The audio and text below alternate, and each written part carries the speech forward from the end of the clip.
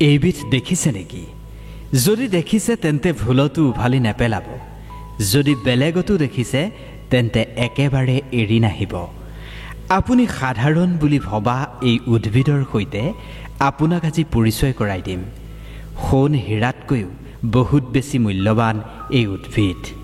গতিকে ইয়াৰ চমৎকাৰী গুণৰ বিষয়ে জানিবলৈ আপুনি ভিডিঅ'টো শেষলৈকে চাব লাগিব। নমস্কাৰ, মই কৃষ্ণ ভূঞা। আপুনি চাই আছে be positive and always be positive.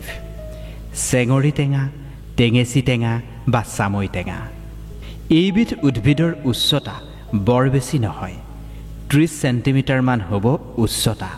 Year botanical name হৈছে অক্সালিছ কৰ্ণিকুলাটা। আপোনাৰ ফালে ইয়াক কি নামেৰে জনা যায় কমেণ্ট কৰি জনাবচোন। সকলোৰে পৰিচিত এবিধ শাক। ই টেঙা ৰসযুক্ত।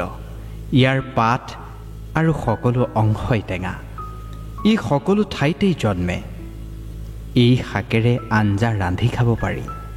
এই টেঙাৰ সৈতে মাছৰ জোলৰ সোৱাদেই সুকীয়া। কিন্তু ইয়াৰ মূল্য আপুনি বুজি পায়নে? নে খাব লাগে কাৰণেহে খায়? নে মূল্য বুজি নাপায় বাবে আপুনি আজিলৈকে খোৱা নাই? ইয়াৰ চমৎকাৰী গুণৰ বিষয়ে জানিলে এইবিধ শাক আপুনি বিচাৰি বিচাৰি আনিব আৰু প্ৰায়ে খাবলৈ চেষ্টা কৰিব। ইণ্ডিয়ান চৰেল বা চাঙেৰি প্লাণ্ট বা টেঙেচি টেঙাৰ বেনিফিটছ এইবাৰ আপোনাক ক'বলৈ লৈছোঁ। চাওক, এইবিধক আপুনি সামান্য বন বা শাক বুলি নাভাবিব। ই সামান্য বা সাধাৰণ উদ্ভিদ নহয়। ইয়াক সদায় ঔষধ বুলিয়েই গণ্য কৰিব। কাৰণ আমাৰ আয়ুৰ্বেদত ইয়াৰ প্ৰয়োগ বহু বেমাৰ ঠিক কৰিবলৈ ব্যৱহাৰ কৰা হয়। ইয়াৰ পাতত প্ৰচুৰ মাত্ৰাত কেৰটিন, কেলছিয়াম থাকে। 100 গ্ৰাম মানে 1 পৰা 2 কাপ সতেজ টেঙেচিত 133% vitamin A, 80% vitamin C, 30% iron, 26% magnesium থাকে। আমাৰ ইয়াত বহুতেই ইয়াক শাক হিচাপে খায় যদিও বাহিৰত ইয়াক চাটনি বনায়ো খায়। কিয়নো ইয়াৰ স্বাদ টেঙা। ইয়াৰ চাটনি খালে পেটৰ বহু বেমাৰ ঠিক হৈ যায়। আজিকালি মেক্সিমাম মানুহেই পেটৰ প্ৰব্লেমত ভোগে। কাৰণ খাদ্যাভ্যাস, মাত্ৰাধিক তেলযুক্ত মছলাযুক্ত খাদ্য খোৱাৰ বাবে বহু মানুহেই পেটৰ সমস্যাত ভোগে। যদি এই টেঙেচিৰ আপুনি চাটনি বনাই খায় তেন্তে আপোনাৰ পেটৰ সমস্যা ঠিক হৈ যাব। ইয়াত প্ৰচুৰ মাত্ৰাত ভিটামিন চি থাকে। কেলছিয়ামো যথেষ্ট পৰিমাণে থাকে ইয়াৰ পাতত। যদি পেটৰ সমস্যা ঠিক কৰিব বিচাৰিছে বা আপোনাক কেলছিয়ামৰ প্ৰয়োজন হৈছে তেন্তে বাৰীৰ চুকত থকা টেঙেচি ছিঙি আনি চাটনি বনাই খালেই সকলো ঠিক হৈ যাব। যদি আপোনাৰ ভোক কমকৈ লাগে, খাবলৈ মন নাযায় বা কিবা খালেই পেটটো জ্বলা পোৰা কৰে, সেইখিনি ঠিক কৰিবলৈও ইয়াৰ চাটনি খুবেই উপকাৰী। এই চাটনিয়ে আপোনাৰ পাচন শক্তি বৃদ্ধি কৰিব। ফলত আপোনাৰ ভোক লগা আৰম্ভ হ'ব। কাৰোবাৰ যদি পাইলছৰ সমস্যা আছে সেইজনৰ বাবেও ইয়াৰ চাটনি খুবেই উপকাৰী। আপোনাৰ মুখ গহ্বৰৰ যিকোনো সমস্যা এই পাতে ঠিক কৰিব। সেয়া লাগিলে মুখৰ গোন্ধই হওক বা মুখৰ ভিতৰত ওলোৱা ঘায়েই হওক, যি সমস্যাই নহওক, আপুনি ইয়াৰ 15-20টা পাত ছিঙি আনি পতাত পিহি সেই ৰস আৰু সামান্য পৰিমাণৰ পানীৰ সৈতে মিহলাই কুলি কুলি কৰিলেই মুখৰ সকলো সমস্যা দূৰ হ'ব।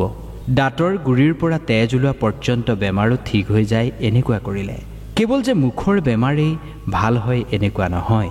শৰীৰত যদি ফোঁহা বা খজুৱতি হৈছে তাৰ বাবেও ইয়াৰ সতেজ পাত ছিঙি আনি সেয়া পিহি ফোঁহা বা খজুৱতি হোৱা স্থানত লগালে বিষ বা খজুৱতি সকলো ঠিক হৈ যায়। শৰীৰত হোৱা ফাংগল ইনফেকশ্যনো এই পাতে ঠিক কৰে। যি স্থানত ইনফেকশ্যন হয় সেই স্থানত এই পাতৰ ৰস লগালে খুব সোনকালে ঠিক হয়। এই গৰমত ঘূৰা ফুৰা কৰোঁতে কৰোঁতে আপোনাৰ যদি মাথাৰ বিষ হৈ গৈছে তেন্তে ইয়াৰ সতেজ পাত ছিঙি আনি ৰস উলিয়াই তাৰে লগত পিঁয়াজৰ সমপৰিমাণৰ ৰস মিহলাই মূৰত লগালে খুব সোনকালেই বিষৰ পৰা উপশম পোৱা যায়।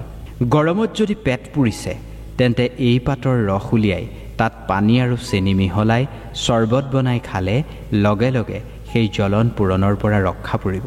গৰমত যদি পানী খোৱাৰ পিছতো আপোনাৰ পিয়াহ গুছা নাই তেন্তে এই পাতৰ চৰ্বত বনাই খালে শৰীৰটো একেবাৰে শীতল হৈ পৰিব। চাওক, এই গৰমৰ দিনত মানুহ বহুত বেছি ঘামি থাকে, গৰম সোমাই পেট একেবাৰে বেয়া হৈ থাকে। সেইবাবে মাজে মাজে ইয়াৰ ৰস খোৱাটো খুবেই উপকাৰী। তেতিয়া পেটৰ জ্বলন পূৰণ ঠিক হ'ব, আপোনাৰ ইমিউনিটি অৰ্থাৎ ৰোগ প্ৰতিৰোধ ক্ষমতা ঠিক হৈ পৰিব। চৰ্দি লগা সমস্যাৰ পৰাও আপুনি বাচি থাকিব পাৰিব। নিচা গুচাবলৈ মানে নিচা ফালিবলৈও এই পাতৰ ৰস খুবেই ভাল। ধৰি লওক, ক'ব নোৱাৰাকৈয়ে আপুনি ভাঙৰ পাত খালে বা ধতুৰা খালে নিচা হৈছে আপোনাৰ।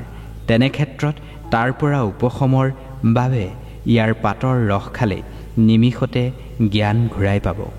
যিসকলৰ মাইগ্ৰেইনৰ সমস্যা আছে সেইসকলৰ সমস্যাও এই পাতেৰে দূৰ কৰে। যাৰ মূৰৰ বিষ আছে তেওঁলোকে এই পাতৰ পেষ্ট বনাই সেই পেষ্ট মূৰত লেপ দি ৰাখিলে মূৰৰ বিষ কমি আহে। ইয়াৰ পেষ্ট দাঁতৰ বাবেও খুবেই ভাল। দাঁতকেইটা মজবুত কৰিবলৈও ইয়াৰ পেষ্ট ব্যৱহাৰ কৰিব পাৰে। যদি ৰেগুলাৰ ব্যৱহাৰ কৰে তেন্তে সেই পেষ্টত সামান্য হালধি আৰু নিমখ দি ল'ব। এই পাতে আপোনাৰ ছালখন নিমজ কৰি দিব পাৰে। যিসকলৰ চাইনাছ কফ আদি আছে তেওঁলোকে ইয়াৰ সতেজ কেইটামান পাত ছিঙি আনি তাৰ দুটোপাল নাকত দিলে চাইনাছৰ পৰা উপশম পায় বুলি কোৱা হয়।